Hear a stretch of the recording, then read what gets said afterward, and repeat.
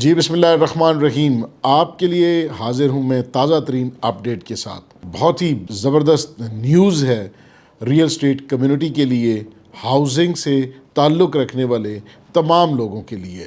آج prime minister کی طرف سے بنائی گئی ٹاسک فورس کی پہلی میٹنگ تھی۔ یہ ٹاسک فورس ہاؤسنگ اور ریئل اسٹیٹ سیکٹر کی ڈیولپمنٹ کے لیے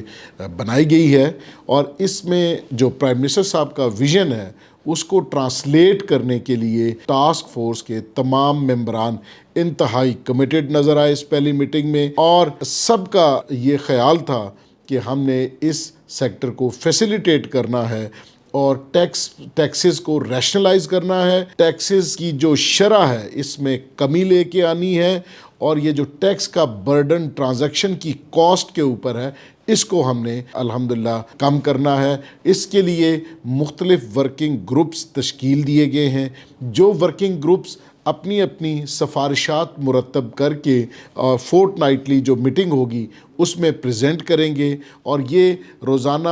دوسرے دن یا 3 دن کے تواتر سے یہ میٹنگز ہوں گی ان ورکنگ گروپس کی، اور ایز سون ایز یہ سفارشات تیار ہوں گی 15 دن کے بعد ان کو کمپائل کیا جائے گا، مزید ہونے والے کام کے بارے میں ڈسکشن کی جائے گی، اور اگلے 15 دن میں یہ پالیسی جو ہے وہ بنا کر پیش کی جائے گی پرائم منسٹر آف پاکستان کو۔ لہٰذا first time in the history of real estate یہ ٹاسک فورس مارز وجود میں آئی، اور اس میں تمام امپورٹنٹ لوگ، میں خصوصی طور پر شکریہ ادا کروں گا chairman task force minister housing and works کا جو ریاض پیرزادہ صاحب ہیں، انہوں نے ذاتی طور پر اس میں دلچسپی لی،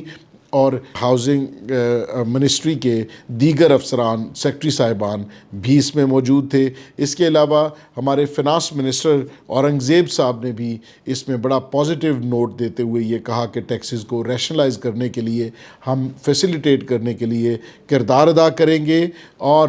جو فائنانسنگ ہے اس کے لیے بھی بینک فائنانسنگ کے لیے سفارشات مرتب کرنے کا کہا گیا، اور جو ورکنگ گروپس ہیں جو تشکیل دیے گئے ہیں اسی سلسلے میں وہ اپنی سفارشات مرتب کر کے اس کمیٹی میں پیش کریں گے۔ یہ بڑی براڈ اسپیکٹرم ہے اس کا، اور اس میں تمام دوستوں نے بڑا آج ووکلی اس بات کا اعادہ کیا کہ ہم ریئل اسٹیٹ کی سروائیول،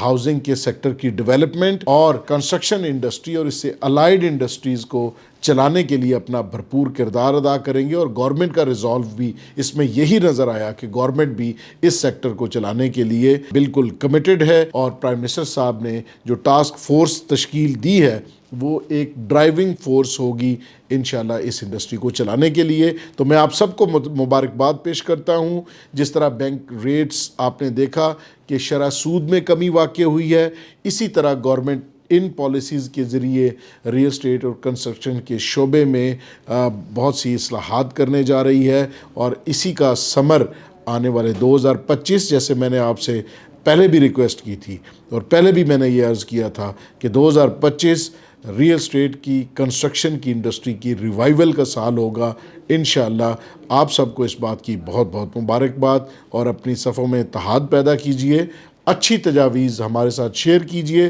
انشاءاللہ آپ کی تجاویز کو انکارپوریٹ کیا جائے گا فائنل سجیشنز۔ آپ کا بہت بہت شکریہ۔